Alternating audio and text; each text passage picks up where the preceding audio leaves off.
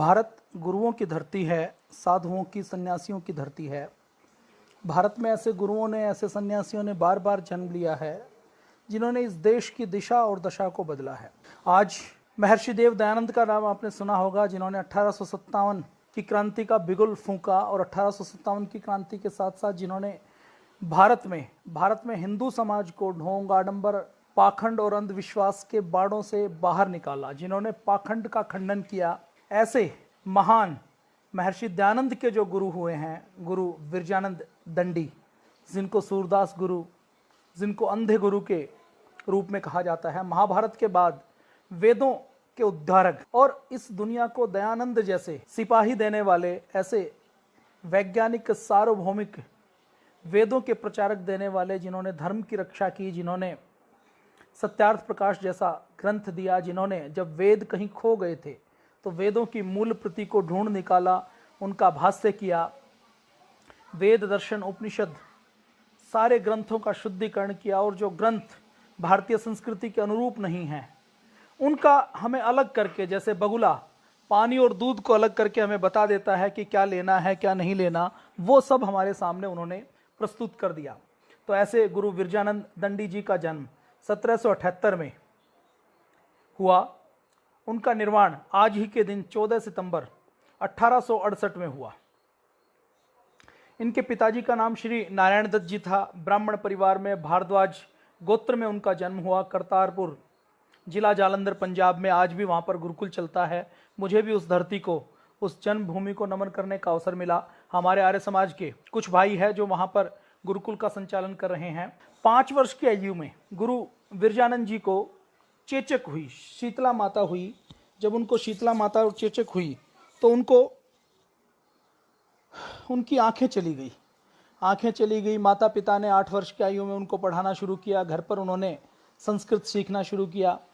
उनके माता पिता जब वो 11-12 वर्ष की आयु में थे तो उनके माता पिता चल बसे। जब उनके माता पिता चल बसे तो उनके माता पिता के जाने के बाद उनके बड़े भाई और उनकी भाभी के साथ उनको रहना पड़ा, जिनका व्यवहार अच्छा नहीं था। और जब उनका व्यवहार अच्छा नहीं था तो उससे विचलित होकर, उससे तंग आकर वो घर छोड़कर चले गए। ऋषिकेश में आए, ऋषिकेश में रहे। ऋषिकेश में रहते हुए कनखल में आए। ऋषिकेश में 3 वर्ष तक उन्होंने साधना की। गंगा के किनारे गायत्री का जप करते रहते, साधना करते रहते। और 1798 में 20 वर्ष की आयु में उन्होंने स्वामी पूर्णानंद सरस्वती जी से संन्यास लिया और संन्यास लेकर संस्कृत व्याकरण पढ़ना प्रारंभ किया। पूर्णानंद जी ने स्वामी विरजानंद जी को महाभाष्य पढ़ने के लिए प्रेरित किया। उन्होंने महाभाष्य का, वेद का, दर्शन का अध्ययन किया। उसके बाद जब ऋषिकेश में उनको लगा कि यहाँ पर पूरा ज्ञान नहीं मिल सकता तो वो कलकत्ता गए, काशी में पहुँचे।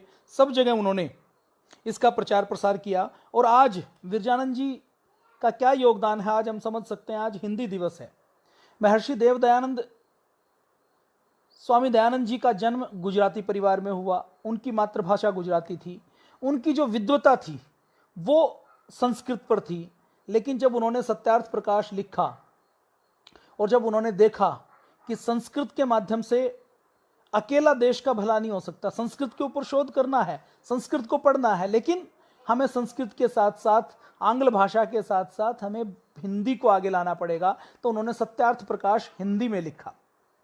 उन्होंने राजाओं से कहा कि वो अपने बेटों को संस्कृत के साथ साथ हिंदी की शिक्षा दीक्षा दें ताकि उनके अंदर राष्ट्रभाषा का प्रचार प्रसार हो सके। महर्षि दयानंद ने उसी समय समझ लिया था कि यदि भारत को एक सूत्र में पिरोना है, बाकी क्रांतिकारियों की क्या बात करें, महात्मा गांधी जो उस समय जो पैदल चला नहीं करते थे, जिस समय महात्मा गांधी को पैदल चलना नहीं आता था, उस समय महर्षि दयानंद ने, गुरु विरजानंद ने अपने लेखों में, अपने भाषणों में, अपने शिष्यों को और अपने प्रोग्रामों में, अपने कार्यक्रमों में स्वदेशी का दर्शन दे दिया था, क्रांति का दर्शन दे दिया था। उन्होंने कह दिया था कि विदेशी अत्याचारी राजा चाहे घी पिलाए तो भी वो बेकार है उसके स्थान के ऊपर। यदि हमें स्वदेशी शासन में घास की रोटी भी खानी पड़े तो स्वदेशी शासन हमारा खुद का शासन होता है। तो आज जो हिंदी का प्रचार प्रसार हो रहा है उसमें गुरु विरजानंद और स्वामी दयानंद का एक बड़ा योगदान है। गुरु विरजानंद ने काशी में अध्ययन किया। काशी में अध्ययन करते करते उनको जब उन्होंने उनको दिखाई नहीं देता था, लेकिन एक बार जो वो सुनते थे तो उसको स्मरण कर लेते थे। उनको प्रज्ञा चक्षु की उनको उपाधि दी गई। समाज में उनका इतना सम्मान हो गया था कि उनको कार्यक्रमों के लिए, भाषणों के लिए, सत्संग के लिए, प्रवचन के लिए बुलाया जाने लगा। और बुलाया जाने लगने के साथ साथ उनको फिर पूरा उनको मान सम्मान मिलने लगा। उनके आने जाने की सारी व्यवस्था उनके शिष्य करने लगे। 21 साल की उम्र में काशी में उन्होंने सारे शास्त्रों का अध्ययन कर दिया। फिर वो काशी से गया की ओर जा रहे थे। गया की ओर गए तो उन्होंने गया में 1 वर्ष रहकर वेदांत का अध्ययन किया। गया से वो कलकत्ता गए। कलकत्ता में उन्होंने अनेकों साहित्य का सृजन किया, अध्ययन किया। दर्पण का, काव्य प्रकाश का, रस गंगाधर का, कौल्यानंद जी का काव्य शास्त्रों का अध्ययन किया। दर्शन, आयुर्वेद, संस्कृत, वीणा वादन, योगासन और फारसी भाषा का भी ज्ञान अर्जित किया। आज अगर हमें प्रेरणा लेनी हो, मोटिवेशन लेना हो, तो हम किससे लेंगे?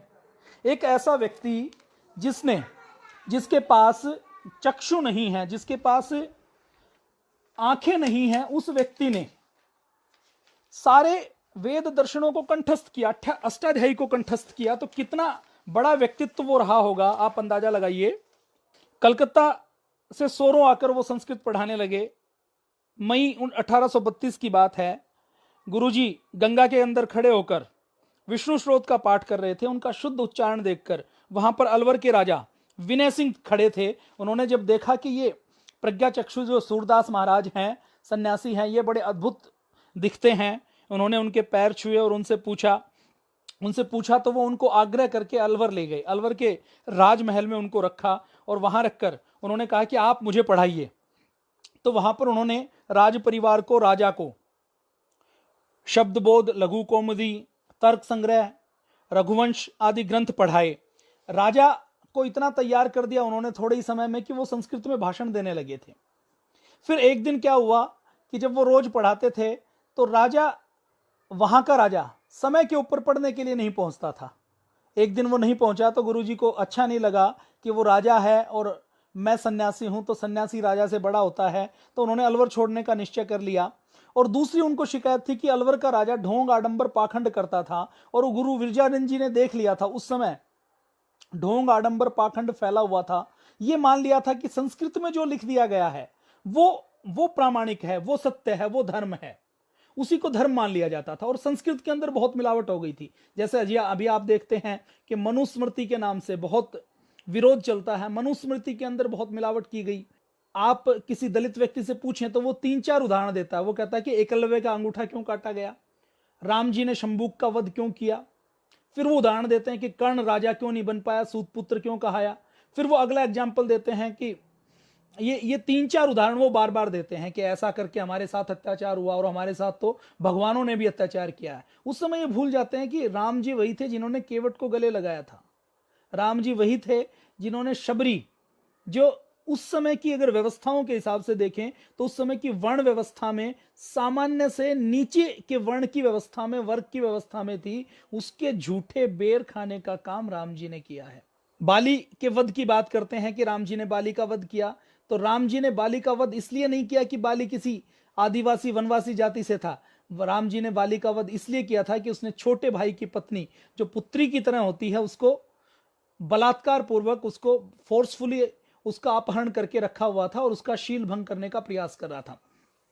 तो बड़ी मिलावट चल रही है। तो गुरु विरजानंद दंडी जी ने उसको देखा और उन्होंने संकल्प लिया कि इस मिलावट को भी दूर करना है। तो अलवर से वो वहां पर विदा ली। अलवर से भरतपुर के राजा उनको अपने यहाँ जबरदस्ती लेकर गए। उन्होंने कहा कि आप यहाँ भी आकर हमें थोड़ा सा ज्ञान दे। फिर उसके बाद टीकमगढ़ के पास मुरसान में पहुंचे, वहां पर भी उन्होंने कुछ राजाओं को पढ़ाया, उनको शिक्षा दीक्षा दी। उसके बाद सारों से गुरुजी मथुरा आ गए और मथुरा में उन्होंने जब देखा कि यहाँ पर ढोंग, आडंबर, भागवत के नाम से, संस्कृत के नाम से बहुत है, तो उसको विरोध करना शुरू किया। आप कल्पना कीजिए कि उस समय जो मथुरा, जो पंडितों का, भागवत का गढ़ है, वहां पर रहकर उन्होंने इसकी अप्रामाणिकता के ऊपर सवाल उठाए। उन्होंने कहा कि वेद का अध्ययन करें, दर्शन का करें, उपनिषद का करें, और व्याकरण के अंदर भी जो अलग अलग ग्रंथ थे उसमें से उन्होंने महाभाष्य और अष्टाध्यायी को अलग करके प्रमाणिक तौर पे कहा कि ये ग्रंथ पढ़ने लायक है और व्याकरण का यदि अध्ययन करना है तो अष्टाध्यायी और महाभाष्य का अध्ययन किया जाए। मथुरा में गुरुजी ने गुरुकुल खोला। गुरुकुल में विद्यार्थियों को पठन पाठन करवाना शुरू किया। और जब वो पठन पाठन करवाते थे तो हर विद्यार्थी की प्रवेश परीक्षा खुद लेते थे, खुद उसको उसकी परीक्षा लेकर उसको जज करते थे कि इसके अंदर कितना समर्पण है, इसकी स्मरण शक्ति कैसी है। ये सब लेने के बाद ही वो अपने गुरुकुल में उनको प्रवेश देते थे। और जब गुरुकुल में उनके पास कोई सीखने के लिए आता था तो वो उससे यही कहते थे कि जो मनुष्यों ने कोई विद्या बनाई है, मनुष्यों ने जो ग्रंथ लिखे हैं, उन सब का यदि तुमने कुछ पढ़ा है तो मेरे पास आने से पहले उसको खाली कर लो, उस सब को यमुना जी में बहाकर आ जाओ। मथुरा के पास यमुना जी है तो यमुना जी में बहाकर आ जाओ, बिल्कुल खाली पात्र होकर मेरे पास आओ तो मैं शिक्षा दीक्षा दे सकता हूं। 1857 की क्रांति हुई, 1857 का समय आया। 1857 की क्रांति में पंचायतों को संगठित करने का, जंगलों में सभा करने का काम गुरु विरजानंद जी ने किया। महर्षि दयानंद तब तक गुरु विरजानंद जी से मिले नहीं थे। महर्षि दयानंद इधर उस समय 1857 की क्रांति के आसपास जब हरिद्वार में कुंभ लग रहा है तो वो उधर से संगठित कर रहे हैं। गुरुजी 1857 में अलग से संगठित कर रहे हैं। तो 1857 की क्रांति में गुरुजी का बड़ा योगदान रहा। प्रज्ञाचक्षु जी ने 1859 में देखा कि कौमुदी के स्थान पर अष्टाध्यायी ज्यादा प्रामाणिकता तो है, तो उन्होंने अष्टाध्यायी पढ़ानी शुरू की। वैष्णव विचारधारा, मूर्ति पूजा, भागवत का उन्होंने खंडन शुरू किया। और उन्होंने देख लिया कि यदि हिंदू समाज मूर्ति पूजा के चक्कर में, भागवत के चक्कर में, पुराणों के चक्कर में, ढोंग, आडंबर, पाखंड, गणित, ज्योतिष के चक्कर में, फलित ज्योतिष के चक्कर में, राहु को केतु और शनि के चक्कर में, डाकिनी के चक्कर में, शाकिनी के चक्कर में, भूत प्रेत चांडाल आदि के चक्कर में पड़ेगा तो हिंदू धर्म का कल्याण नहीं हो सकता। तो उन्होंने इसका विरोध करना शुरू किया। पाणिनि के सूत्रार्थ प्रकाश की उन्होंने रचना की। महर्षि दयानंद जब उदयपुर में थे तो मोहनलाल विष्णुलाल पंड्या जी ने उनको कहा कि गुरु विरजानंद जी ऐसे हैं जो आपको सच्चा ज्ञान दे सकते हैं। तो अष्टाध्यायी पढ़ाने की प्रेरणा स्वामी पूर्णानंद जी ने दी थी। तो उन्होंने कहा कि आप वहां पर जाकर पढ़ें। तो 1860 में महर्षि दयानंद गुरु विरजानंद जी के पास पहुंचे। आपने वो प्रसंग तो सुना होगा, जब कुटिया का दरवाजा खटखटाते हैं तो गुरु विरजानंद जी कहते हैं कि कौन।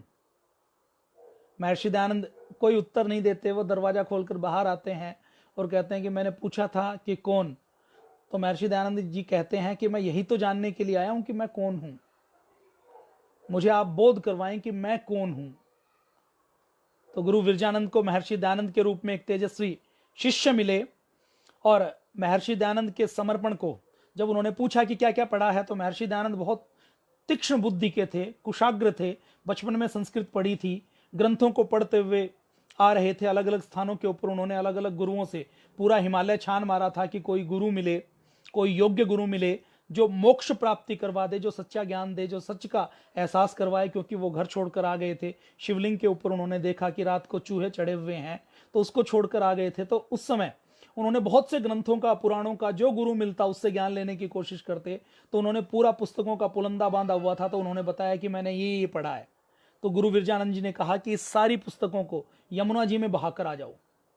जो मनुष्यों ने ग्रंथ बनाए हैं उनको पढ़ करके मोक्ष नहीं हो सकता, ये विरजानंद जी ने कहा। और जब वो बहाकर आ गए और जब गुरु विरजानंद जी ने महर्षि दयानंद के समर्पण को देखा तो उनको महसूस हुआ कि मुझे एक योग्य शिष्य मिल गया है। अब भारत में वेदों का प्रचार होगा, भारत के अंदर पाखंड मुक्त भारत बनेगा।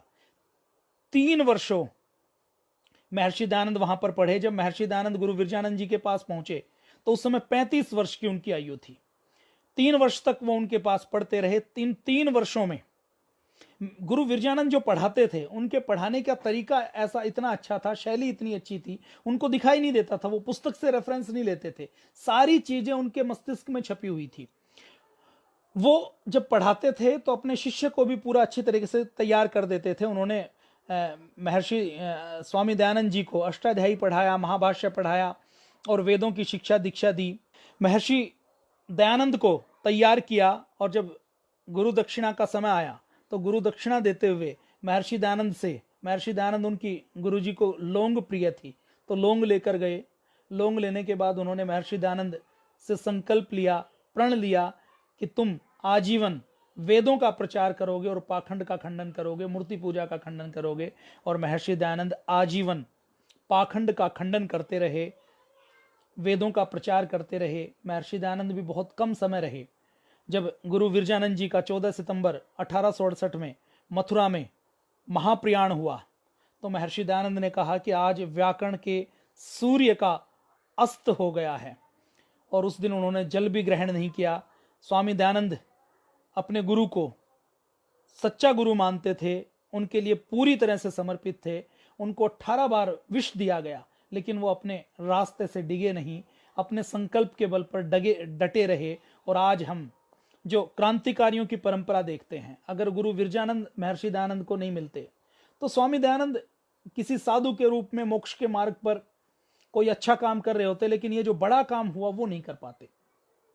महर्षि दयानंद की प्रेरणा से स्वामी श्रद्धानंद निकले, लाला लाजपत राय निकले, श्याम जी कृष्ण वर्मा निकले, भगत सिंह के दादा सरदार अर्जुन सिंह निकले। उनकी सबकी प्रेरणा से अगली पीढ़ी तैयार हुई। उस अगली पीढ़ी में पंडित राम प्रसाद बिस्मिल निकले, उस अगली पीढ़ी में उधम सिंह निकले, लोकमान्य तिलक निकले, वीर सावरकर निकले।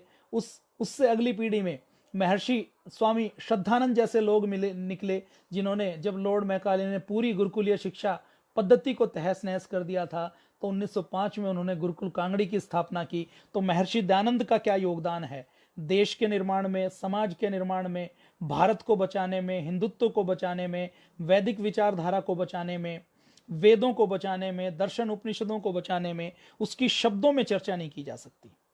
पूरा जीवन अपने गुरु के शब्दों के ऊपर कार्य करते हुए उन्होंने अपना पूरा जीवन समर्पित कर दिया। भारत माता के यह महान प्रज्ञा चक्षु तेजस्वी सन्यासी गुरु विरजानंद महर्षि दयानंद के रूप में एक दिव्य ज्योति हम सबको देकर चले गए। गुरु विरजानंद दंडी जी का नाम जब तक सूर्य चांद रहेगा तब तक उनकी तरह प्रकाशित रहेगा। ऐसे गुरु जी को हम नमन करते हैं, स्मरण करते हैं। भारत स्वाभिमान की ओर से उनको हम प्रणाम करते हैं कि ऐसे गुरु, ऐसे साधु संत सन्यासी हमारे देश में होते रहे हैं, जिन्होंने इस देश को बदलने का काम किया है, इस देश को आगे बढ़ाने का काम किया है। गुरु विरजानंद जैसे गुरुओं के बारे में हमारे पाठ्यक्रम में पढ़ाना चाहिए कि तुम्हारे अगर आंखें भी नहीं हैं तो भी तुम्हारा संकल्प हो तो सामान्य BA MA की डिग्री छोड़ दीजिए, जो 80 वर्ष की आयु में भी जो महर्षि दयानंद जैसे शिष्यों को तैयार कर सकता है, ऐसा आप बन सकते हैं। तो एक महान प्रेरक व्यक्तित्व गुरु विरजानंद जी का रहा है। गुरु विरजानंद जी को हम नमन करते हैं, उनको प्रणाम करते हैं, और इस आशा के साथ कि महर्षि दयानंद तो हम नहीं बन सकते, लेकिन उनके शिष्य बन सकते हैं, उनके बताए मार्ग पर चल सकते हैं। जय हिंद, वंदे मातरम, भारत माता।